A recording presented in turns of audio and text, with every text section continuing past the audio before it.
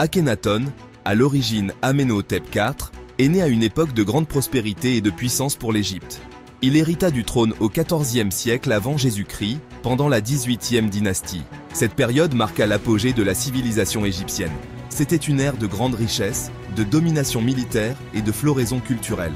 Cependant, Akhenaton allait bouleverser les fondations de la culture égyptienne. Il était différent de ses prédécesseurs. Akhenaton chercha à annuler des siècles de tradition. Il initia un changement radical dans la religion égyptienne.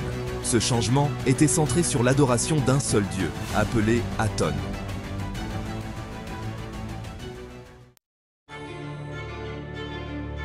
Aton, symbolisé par le disque solaire, n'était pas une nouvelle divinité dans le panthéon égyptien. Cependant, Akhenaton éleva Aton à une position de la plus haute importance. Il déclara qu'Aton était le seul vrai Dieu, le créateur et le soutien de toute vie. Cela marqua un changement radical par rapport aux croyances polythéistes traditionnelles de l'Égypte ancienne. Il existe de nombreuses théories sur les motivations d'Akhenaton pour cette révolution religieuse. Certains pensent qu'il s'agissait d'un véritable éveil spirituel. D'autres suggèrent des motivations politiques dans le but de consolider son pouvoir en diminuant l'influence des puissants prêtres égyptiens. Quelle que soit la raison, les actions d'Akhenaton auraient des conséquences de grande portée. Akhenaton n'a pas seulement élevé Aton. Il s'est présenté comme la manifestation terrestre de ce dieu. Il changea son nom d'Amenhotep IV, qui signifie « Amon est satisfait » en Akhenaton, ce qui signifie « efficace pour Aton ». Ce changement de nom reflétait sa nouvelle identité en tant que grand prêtre et incarnation vivante d'Aton. Cette rupture radicale avec la tradition se reflète également dans l'art de l'époque. Les statues et les reliefs le représentent avec un visage allongé, des lèvres charnues, un cou mince et un ventre proéminent. Ce contraste frappant avec les traits idéalisés et musclés des pharaons précédents a peut-être été une tentative délibérée de se présenter comme androgyne, reflétant sa nature divine en tant que fusion d'éléments masculins et féminins. Il est impossible de parler du règne d'Akhenaton sans mentionner Néfertiti, sa grande épouse royale.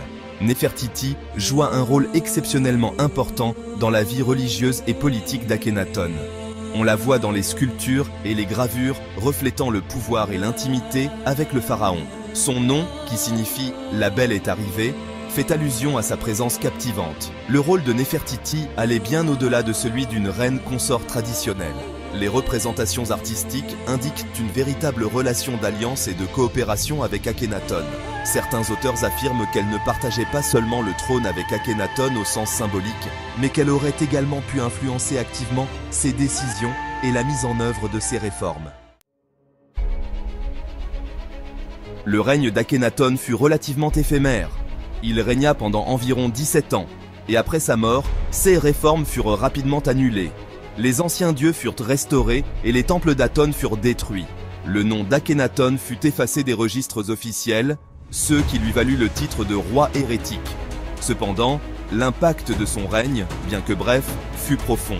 La tentative d'Akhenaton d'établir une religion monothéiste, bien que finalement infructueuse, défia l'essence même des croyances religieuses égyptiennes.